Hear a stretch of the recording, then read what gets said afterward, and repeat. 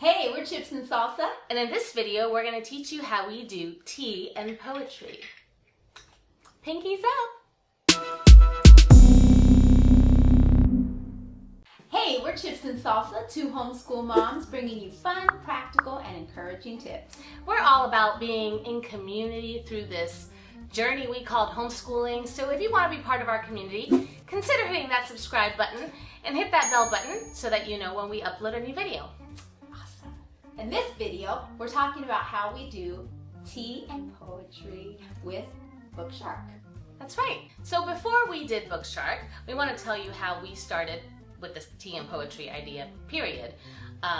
It's not anything we invented, but I had this just idealistic dream of having tea parties, and we were doing co-op together, and so I was like, what if we started analyzing poetry? Because before that we were memorizing poetry with first language lessons, but it was just very lonely. My daughter memorized Ozymandias all on her own. No one to recite it to. So we figured, okay, I want them to start actually analyzing poems. I want them to love this. So how do we do this? So we started a tea party. So at the beginning of all our co-ops, and we get together about twice a month, we would have a tea party. And so the first time that we would get together, we would analyze the poem together. And then the second time, they would recite it from memory. So they had time between to memorize the poem and then recite it. And it just became a super fun tradition, and we've been going at it for like 5 years. Yeah, right? it's 4 years. so much fun. And we do like to make our tea party thematic.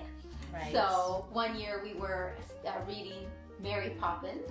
So we Yes. taught them a very proper English tea party etiquette. Yes, that was so fun. Super fun. And then of course we had a Mad Hatter tea party, which was a little more wild. Yes, very wild. And they were smaller, so the etiquette was really out the door. Right. But you know what? Tea from around the world is really exciting. So Yes. last year, studying the Eastern Hemisphere and experiencing chai tea and different spiced What teas. about the Mongolian tea? Mongolian tea with the millet in the Yeah, bottom. really cool. So we experienced culture with tea, so different tea cultures around the world. And then we, like you said, thematically, so the first year we did 100 short poems, and it was just poets from all around the world, but since we were first starting out, it was shorter poems. Yeah. So we studied classics like Yeats and Oscar Wilde and Sir Walter Raleigh, and they learned it. Remember when they learned that Yeats poem? They did. With like a rap or something, they made a song. It was really cute. Yeah, and Ximena was really great about coming prepared with analyzing the poem and really breaking it apart so the kids can see how to analyze the poem, and then of course give their ideas and their feedback. We always had great discussions around the poem. We really did. And the first year they were kind of like, just learning, taking it all in. The second year they started participating a lot more. And the second year we did American poets. So Emily Dickinson and Poe. Yeah, and they loved that Red Wheelbarrow one by William Carlos Williams. Robert Frost. They still know these poems. Oh yeah. It's really cool. And so then they started like participating a lot more and really getting them familiar with the literary terms like alliteration and personification and metaphor, similes. They really have a good grasp on that now. Yeah. So it's really been so exciting to see their growth and progression as we've done tea and poetry together. Yeah, and it's been something, we've done maybe a total of 14 tea parties a year, because it's about 7 months. Yeah. So we choose about 7 poems a year is what we've been doing. Like I said, it's thematic depending on what we're doing. So we did the 100 short poems, American poems one year. Last year we did Bookshark level 5, and so we did not use Bookshark's poetry book. Instead, what we did is use Bookshark's spine of the different countries in the Eastern Hemisphere that we were studying, and we chose famous poems from that region. So a Chinese poem, a Japanese poem, Indian poem. Yeah. And like she said, we paired it up with, Chinese tea and Chinese cookies, and it was wonderful. Yeah, it was fantastic. This year, Bookshark level 6 has this beautiful poetry, favorite poems, old and new. So nice. And yes, a big book. But there's way more in here than we're ever going to get to. Right. And so the curriculum does suggest that you read a poem a day. We actually haven't done that because we add other stuff to our curriculum, but because we really want to do an in-depth analysis of poems, instead what we did is at the beginning of the year, we always get together and choose our co-op themes per month. So last year, again, our theme was by country. So our co-op theme per month was by country, and this year it's by time period, right? And so we did ancient Egypt last month. This month we're doing ancient Greece. I think next month is like the Roman Empire. Right. So we're going to continue, touching on the very important parts of ancient history and Middle Ages. And so we chose 7 poems that go with that time period. Yeah. So, like she said, we planned it ahead. So the poems are already picked out, which is great. And this year, we're going to be giving a lot more of the analysis reins to the kids. Yeah, so now, like we've mentioned in other videos, this year we have 2 high schoolers in our co-op. And so because we've been practicing and doing this with them for 4 years, we decided it's time. So our last co-op, we analyzed the poem with them, and then we went through this rubric that we created for them. So I'm gonna put the link at the bottom if you wanna check it out. You can download it and print it out for free. But it's guidelines to analyzing a poem. So it's just a very clear and concise way that they can go through the poem and, just read it 3 times first, and then find out, what person is it written? Is it written in the first person, second person, third person? So our high school girls just spent some time right now while we were filming some videos actually doing this and preparing for our co-op this week. They did such a great job. And look at all these notes. Look at them. I cannot wait to co-op and hear what they have to say about this poem. And that's not to say that the moms won't read the poem ahead of time and be prepared to help out. And of course, all of the students are going to be able to chime in and talk about what they think the poem means or from their perspective. Absolutely. And so basically they're going to teach it. Some of the things included in our guidelines to analyzing a poem is reading the poem 3 times. Again, what is the poem written in? First person, second person, third person?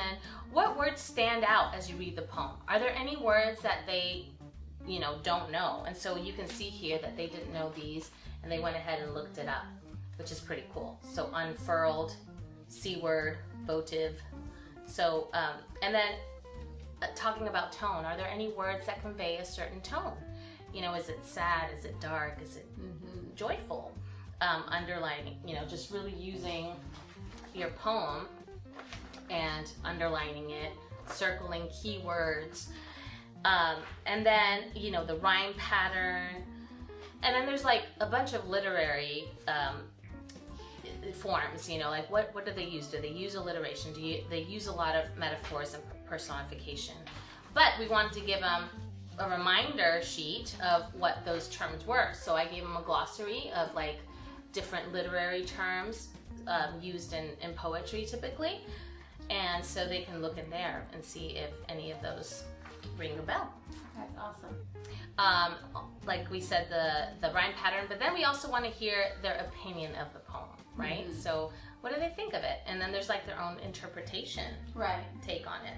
And also we always go over the history or the biography of the poet. And that's always eye-opening. Oh yeah.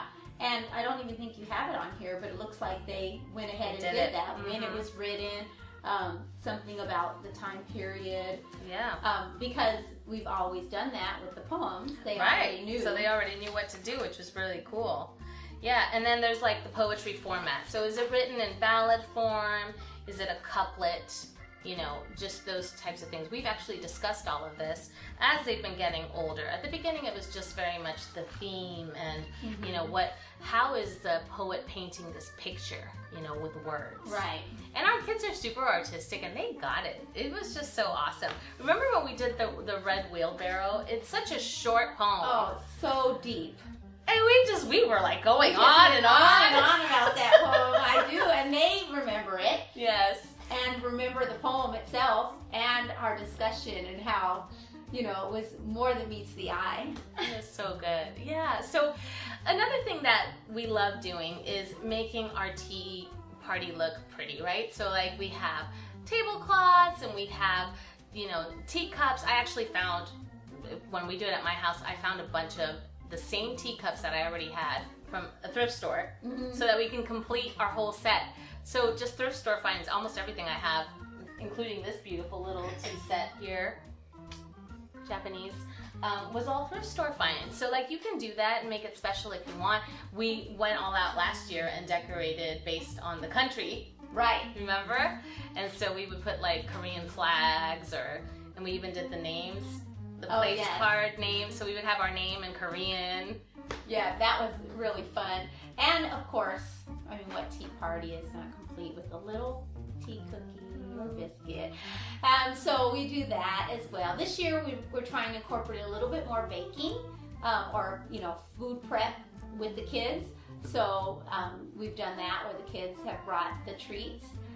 But always a little treat, you know, to go with the tea is always fun. Well, and that takes skill, like, you know, for them to look it up, like, oh, we're doing Egypt, you know, ancient Egypt, so let me look up some Egyptian cookie recipes, and just that skill that they have, looking for that. Well, and seeing that, I mean, it's all basic ingredients, right? But it's the spices, it's the, you know, use of dates or nuts, you know, where another country wouldn't use those kind of things. All of that makes cooking so exciting, and how to create a different flavor palette, you know, with the different spices and stuff. Right.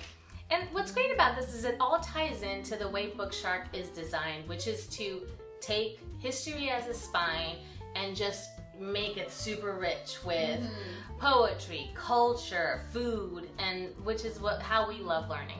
So we have made this tea and poetry very special. Another thing that we added this year was talking about current events. Yeah, so during our tea time, we just spend a few minutes, 10 minutes maybe, talking about what's a current event happening right now in the world. And then also in just the teenage world. You know, what kind of, we're always learning from our kids, like, what? How is that going on right now? We're so oblivious. Like, have you heard of Visco girls? Yeah. We hadn't. But it's a sad thing that's happening. Yeah, just a lot of things that are going on that we're unaware of. And Bookshark actually, as part of the history, encourages our children to, it's part of the assignments actually, they're supposed to bring up current events at dinner or during class, and so we decided to do it for poetry, and so that's where we sneak it in, and it's been really great. Yeah, so while we're enjoying our tea and our cookie, we're talking about a current event, then we dive into the poem or recite the poem, and the kids we all look forward to this special time together. Yeah, it really is a special time, and I know that we're gonna miss it. One day. Maybe you and I can have tea. We'll have old lady tea. And old lady poetry? Yes.